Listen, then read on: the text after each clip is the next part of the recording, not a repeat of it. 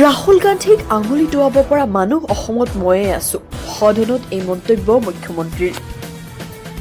আপুনি কোনোদিন কংগ্ৰেছত নাছিলে কোনোদিন কংগ্ৰেছ দেখাই নাই সদায় কংগ্ৰেছৰ বিৰুদ্ধে আন্দোলন কৰি আপোনাৰ জীৱন আছিলে ৰাহুল গান্ধীক এনেকে আঙুলি দেখুৱাই দিব পৰা মানুহটো ময়ে অসমত আছো আপুনিতো পাৰা নাই কংগ্ৰেছক মই ভুল প্ৰমাণ কৰি দিলো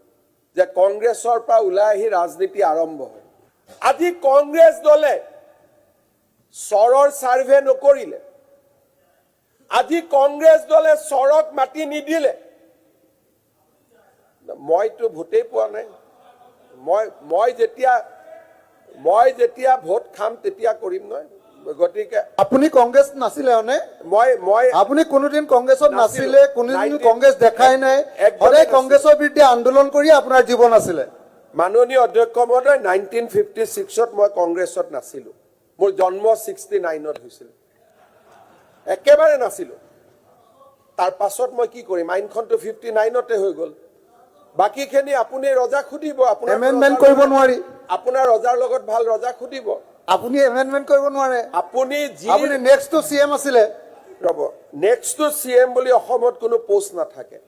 প্ৰথম কথা যিগৰাকী ৰজাৰ আপুনি শৰণত হৈ আছে শিৱসাগৰ চিটৰ কাৰণে তেওঁ খুদিব